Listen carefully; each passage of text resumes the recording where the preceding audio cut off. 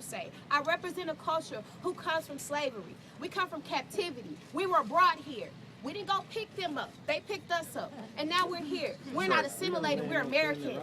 So give us our rights, give us freedom, and give us justice. And lastly, the bottom line is we are here because we represent a culture. Need not forget that there are several different types of cultures. We're here as a black culture for one, but we're also here as American culture. We're also here as people. We're also here as women who we bear children. So I may have a son one day. So I'm here representing that son that I may have.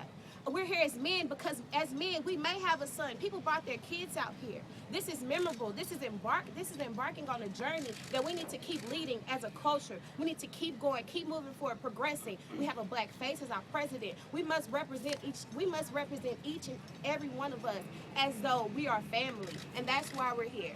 Amen.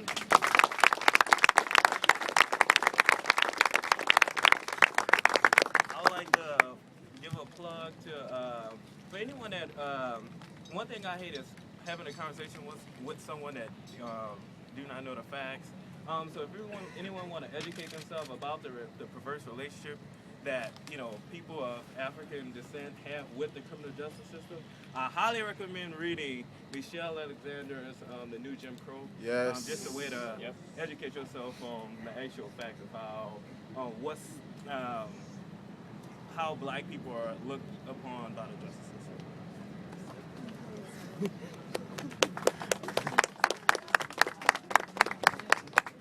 Those of y'all that don't know, I'm Dr. Tommy Curry.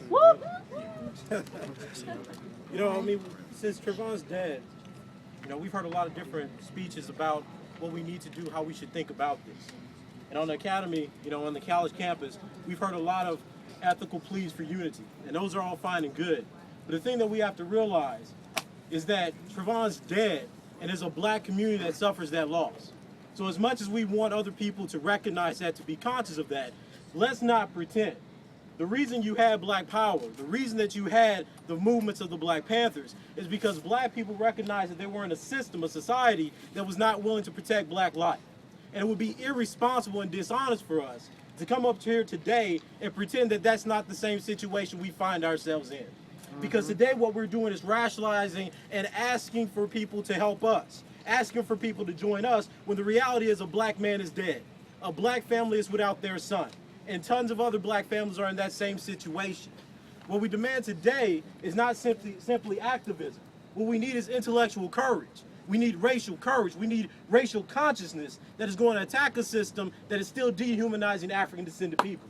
And we can't be afraid of that.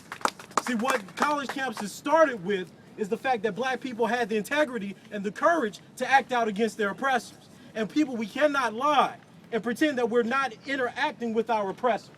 The fact that the justice system has not done anything, the fact that we have people, white people, arguing that this is justified, is the same problem we dealt with in the 1960s. It's the same problem we dealt with when they were lynching us from trees. What we need today is intellectual leadership, not the pleas for emotion, not the pleas that reach back to the 1960s. We need to represent this. This needs to be a moment. I could be shot. You can be shot. Black people can be shot. And while we're using this to start a damn conversation on this campus, what we're losing is that we can be dead to not even participate in that conversation. What we need here is activism, right? And we need to expect that students will be active. This is the opportunity for you to challenge that professor that's indifferent. This is your opportunity as an educated African descended person to challenge the fact that Texas A&M still does not value the lives and contributions of African descended people. This is the time to make College Station recognize that African descended people are not just people representing the culture, but they're representing a historical perspective. One way or the other, this system's gonna fall, right? The question is how many of us are just gonna let our lives be extinguished by it. It's time that we say something, it's time that we do something. Thank you.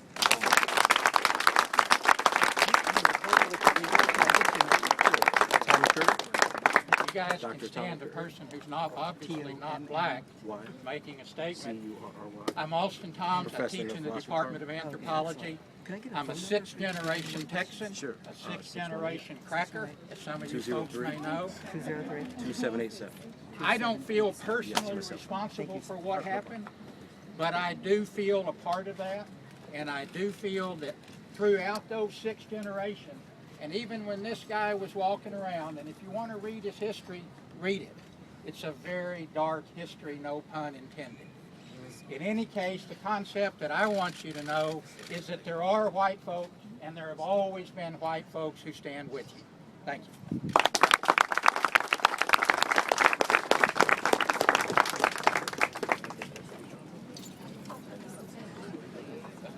As not only a student, but a black Aggie, I'd like to say something.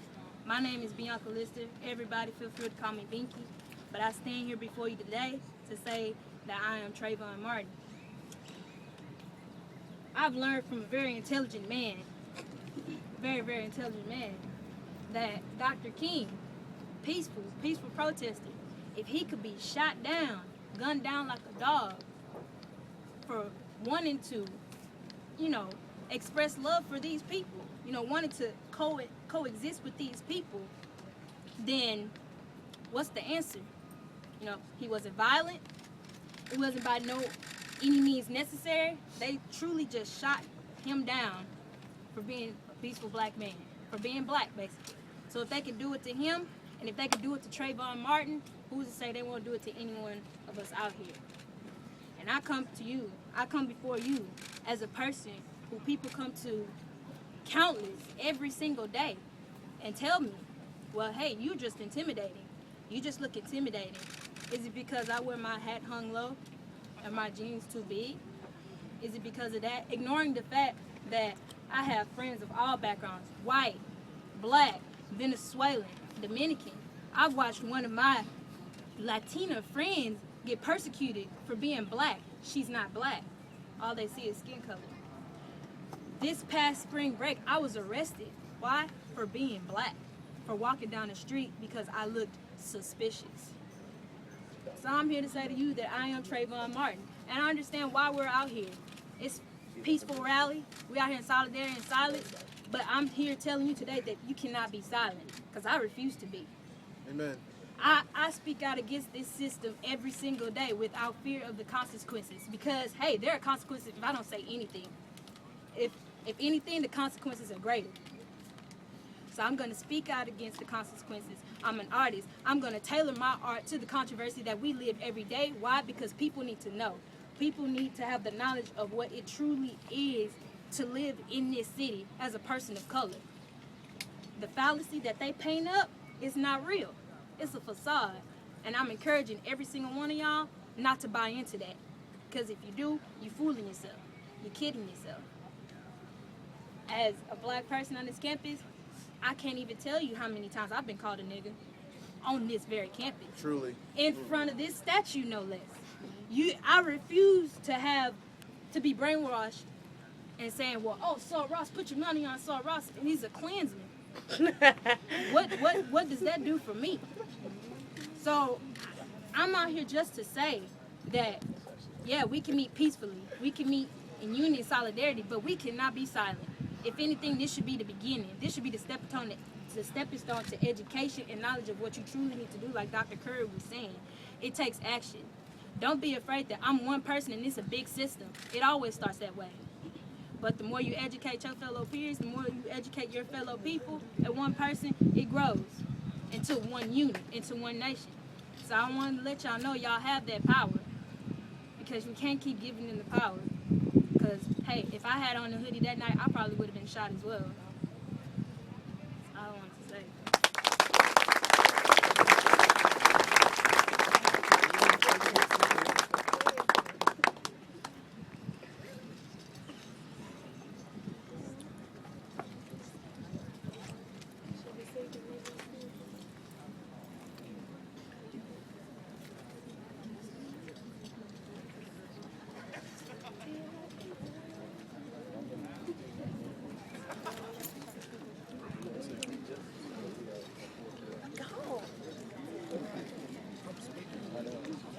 Pretty short and simple.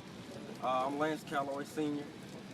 I just want to say that love all people the way you would want to be loved. Treat people on the same judgment scale that you will be judged by. So love everyone, love yourself, and don't judge people by their color, but by their intellect and by the words that they say and their heart intent towards you. And no matter how people are toward you, love them regardless of what happens and what they say, because you make your statement when you say, I love you regardless of what you say to me. I love you regardless of what you are doing to me. Though it is wrong in so many different ways, I will love you no matter what. Because the love of Jesus Christ shines through all people because he loves everyone. He doesn't love white people. He doesn't love black people. He loves every person on this earth. And it's our duty to share that love no matter what happens, no matter where we go. And that's all.